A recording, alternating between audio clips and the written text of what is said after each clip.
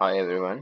आज हम पढ़ेंगे H I E hypoxic ischaemic encephalopathy, जिसमें हाइपोक्सिक की वजह से इस्चीमिया, इस्चीमिया की वजह से होगी इंसेफेलोपैथी। तो क्या क्या है इसको हम जानेंगे। इजी लैंग्वेज में लिख रखा है।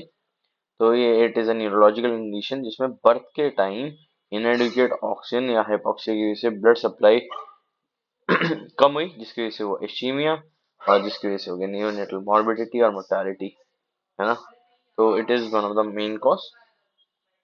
और इससे क्या हुआ, सीवियर न्यूरोलॉजिकल इम्पेयरमेंट हो गए। एच आई ई एक ऐसा कंडीशन है जिसको डिफाइन किया जाता है कि पेरीनेटल पीरियड, है ना, पेरीनेटल पीरियड के दौरान ब्रेन टिश्यू को हाइपोक्सिया और इस्चीमिया के कारण डैमेज हो जाता है, जिससे न्यूरॉन में न्यूरोलॉजिकल और डेवलपमेंटल इम्पेयरमेंट हो जाता है। कॉजेज इसके सिंपल हैं: perinatal, intrapartum, postnatal. Perinatal maternal hypertension या preeclampsia, IUGR, maternal diabetes, multiple gestation and maternal infection जैसे कोरियोएमनियोनाइटिस। और इंट्रापार्टम में प्रोलॉन्ग्ड लेबर या obstructed labour, umbilical cord compression, है ना, क्वाड प्रोलैप्स या न्यूकल कॉर्ड मतलब cord around the neck, abruptio, uterine rupture and amniotic fluid embolisation. इसकी वजह से क्या हो जाएगा, ब्लड वेसल हो जाएंगी क्लॉग और hypoxia and lead to ischaemia.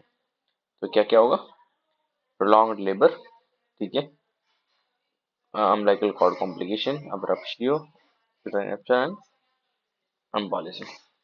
Postnatal क्या है, पोस्टनेटल में होगा न्यूनेटल रेस्पिरेटरी डिस्ट्रेस या एमएएस, मेकोनियम एस्पिरेशन सिंड्रोम, ठीक है। Severe neonatal infections, congenital heart defect, hypovolaemic shock due to blood loss, ठीक है। पोस्टनेटल में शॉक हो गया ना, हाइपोवॉल्यूमिक शॉक हो गया जिसकी वजह से ब्लड सप्लाई नहीं हो रही, या तो कंजेनिटल हार्ट डिफेक्ट हो रहा होगा, या न्यूनेटल का इन्फेक्शन हो रहा होगा, या रेस्पिरेटरी डिस्ट्रेस। इसकी पैथोफिजियोलॉजी है कि ब्रेन सेल को एडिक्वेट ऑक्सीजन और ब्लड सप्लाई ना मिलने के कारण क्या हो रहा है, सेल का इंजरी हो रहा है एंड डेथ। हाइपोक्सिया और इस्चीमिया से ब्लड में एनारोबिक हुआ, और जिसकी वजह से लैक्टिक एसिड एक्युमुलेट हुआ एनारोबिक मेटाबॉलिज्म से, और इसकी वजह से हो गया मेटाबॉलिक एसिडोसिस। और मेटाबॉलिक एसिडोसिस मतलब यहाँ फ्री रेडिकल हुए तो ऑक्सीडेटिव स्ट्रेस एंड इन्फ्लेमेशन हो गया। ब्रेन सेल की ऑक्सीजन और ग्लूकोज की कमी के साथ की रीजन की वजह से सेलुलर इंजरी फेलियर हो गया, है ना, सेल की एनर्जी खराब हो गई। तो एक्साइटोटॉक्सिसिटी, जितने ज्यादा वहाँ H+ होंगे उतने ज्यादा एक्साइटेटरी इफेक्ट आएगा। तो एक्साइटोटॉक्सिसिटी डेवलप होती है जिससे excessive release of excitatory neurotransmitter जैसे ग्लूटामेट, है ना, इसकी वजह से होगी न्यूरॉन्स डैमेज, है ना, हमने न्यूरॉन को कर दिया डैमेज। सेरिबेलर फ्लो में अबनॉर्मेलिटी के कारण हुआ सेरिबेल एडीमा। तो क्या क्या हो रहा है, सेलुलर एनर्जी फेलियर मतलब सेल एनर्जी बनाने में फेल हो गया क्योंकि lack of oxygen and glucose है। दूसरा H+ इतने ज्यादा रिलीज होंगे वहां पे, एक्साइटोटॉक्सिसिटी हो गया, और अबनॉर्मल फ्लो की वजह से हो गया सेरिबेलर एडीमा। इसकी होती है सारनाट स्टेजिंग। कौन सी, सारनाट, सारनाट HIE की इंपॉर्टेंट है। सारनाट एंड सारनाट स्टेजेस ये होती है mild, moderate, severe, 1 2 3, 1 2 3 mild, moderate, severe. तो mild is alertness and hyper excitability. Mild में क्या होगा, अलर्टनेस होगी और हाइपर एक्साइटेबिलिटी होगी। नॉर्मल मसल टोन होगा या माइल्ड हाइपोटोनिया होगा। कोई सीजर आएगा ही नहीं। और इसमें 24 आवर्स में ओके हो जाएगा, है ना, क्योंकि ऑक्सीजन एस्टेब्लिश हो जाएगी, सही हो जाएगा। क्या होगा, alertness, hyper excitability, normal muscle tone या mild hypotonia, no seizure and resolve within 24 hours. इसमें आएगा लिथार्जी, इसमें अलर्टनेस था, फिर इसमें हो जाएगा लिथार्जी या stupor. Marked hypotonia, decreased spontaneous movement, seizures इसमें लेस देन 24 आवर में सही हो रहा है, इसमें 2 to 14 days ले लेता है। और फिर मतलब ये जो टाइम है रिकवरी का ये बढ़ता चला जाएगा। इसमें लिथार्जी हो रही है, तो एनर्जी लेवल है ही नहीं, सेल फेल कर गया, है ना, ड्यू टू प्रोलॉन्ग्ड है ना हाइपोक्सिया, ये इट स्टेज 3 कोमेटोज पेशेंट है, वेजिटेटिव स्टेट है, परमानेंट वेजिटेटिव स्टेट, इसमें फ्लैसिड मसल्स है, मसल की कोई इसमें है ही नहीं न्यूरोट्रांसमीटर जो कॉन्ट्रैक्शन करेगा, फ्लैसिड हो जाएगी। Prolonged hyper reflexia, absent reflex, सारा जो ग्लूटामेट था उसने न्यूरॉन्स को कर दिया डैमेज, जिसकी वजह से क्या होगा, फेल हो गया। रिकरेंट सीजर और स्टेटस एपिलेप्टिकस, यहाँ हाई रिस्क ऑफ डेथ है ना, या लॉन्ग टर्म तो आ ही सकती है। अगर डेथ नहीं होगी तो लॉन्ग टर्म कौन सी के लिए बहुत बेकार होगा।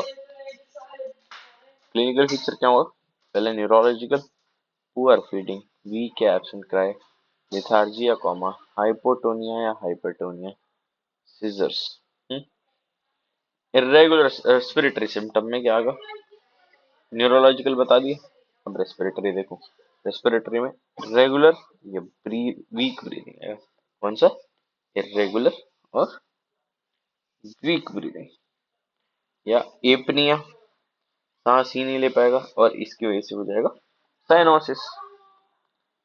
नेक्स्ट सीवीएस में क्या होगा, हाइपोटेंशन, लो बीपी रहेगा, पुअर परफ्यूजन, ब्रेडिकार्डिया से ट्रैकिकार्डिया दोनों में। मेटाबॉलिक में क्या होगा, मेटाबॉलिक एसिडोसिस, लैक्टिक एसिड बनता जा रहा है, हाइपोग्लाइसीमिया, ऑक्सीजन है नहीं और सेलुलर लेवल पर हाइपोग्लाइसीमिया हो जाएगा, क्योंकि चल जाएगा ग्लूकोज या एनर्जी फेलियर में। और तीसरा हो जाएगा इलेक्ट्रोलाइट इम्बैलेंस। रीनल में क्या होगा, ओलिगोयूरिया या एंग्यूरिया। HIE के लिए हम क्या क्या करेंगे, डायग्नोसिस बनाने के लिए हम पहले क्लिनिकल फीचर देख लिया हमने, ठीक है, क्लिनिकल फीचर हमें सारे मिले, दूसरा करेंगे लैब टेस्ट एंड तीसरा न्यूरो इमेज। अभी हम एक चीज और जान लेते हैं कि एपगार कैसे मिलेगा। एपगार इसमें लो होगा, है ना, मतलब कौन सा एट 1 मिनट ओवरी होगी या तो इंसल्ट, या 5 मिनट पे देख लेंगे, है ना, अगर इंट्रा पार्टम हो या इंट्रा पार्टम हो रही है तो लो एपगार मिलेगा, लेस देन 7 फॉर श्योर हो। ABG मेटाबॉलिक एसिडोसिस दिखेगा, पीएच कितना, और हाई PaCO2, आर्टीरियल CO2 बड़ी होगी क्योंकि कार्बन डाइऑक्साइड वॉश आउट नहीं हो रहा है। न्यूरोलॉजिकल एग्जामिनेशन में क्या है, सार्नल्ड के मतलब न्यूरोलॉजिकल में क्या करेंगे हम, HIE को डिवाइड कर देंगे, तो हमने ये कर लिया। न्यूरो इमेजिंग में क्या, MRI करवाओगे या करेंगे अल्ट्रासाउंड, अल्ट्रासाउंड में ब्रेन स्वेलिंग या हेमरेज या डिफेक्ट दिखेगा, MRI में हाइपोक्सिक इस्चेमिक लीजन दिखेंगे, पहला पॉइंट, दूसरा सेरिब्रल एडीमा, तीसरा ब्लड ब्रेन से हुई इंजरी। हाँ बुआ लगा दो। और फिर EEG, EEG क्या बता रहा है, इलेक्ट्रिकल ब्रेन एक्टिविटी, है ना, इससे हो जाएगा सीजर, जो दिखाएगा सीजर और ब्रेन डिस्ट्रक्शन। मैनेजमेंट क्या है, सी बच्चा बच्चे को ब्रेन में वो हो रही है हमारे दिक्कत, है ना, जब उसका ब्रेन ही चले गया तो हाइपोथैलेमस भी चले गया होगा, जिसकी वजह से थर्मोरेगुलेटरी फंक्शन में मच्छर वैसे ही होता है इनमें, और बेकार हो जाएगा, तो हाइपोथर्मिया, मॉडरेट टू सीवियर में हाइपोथर्मिया हो गया, ठीक है, हाइपोथर्मिया टिश्यू से, है ना, हाइपोथर्मिया। सीजर में क्या होगा, न्यूनेटल सीजर में एंटी कॉन्वुलेंट देंगे, एंटी कॉन्वुलेंट एंटी कन्वल्सेंट्स देंगे, जो कि होगा फिनोबार्बिटॉल एंड डायज़ेपाम या फेनोटाइन। रेस्पिरेटरी में हम मैकेनिकल वेंटिलेशन प्रोवाइड करेंगे, प्रॉपर इलेक्ट्रोलाइट देंगे, एज इन मेंटेन करना होगा, as in renal function, BP maintain करना होगा, वेसोप्रेसर्स यूज करेंगे, और हाइपरटेंशन है तो हम BP के सपोर्ट करेंगे। मॉनिटरिंग करेंगे, पहले ABG करेंगे, इलेक्ट्रोलाइट करेंगे, लॉजिकल एग्जामिनेशन करेंगे। कर दूंगा मैं, जाओ। कॉम्प्लिकेशन क्या हो गया, cerebral palsy, permanent motor defect हो जाएंगे, डेवलपमेंटल डिले, कॉग्निटिव या फिजिकल डेव, है ना, और लगा दो।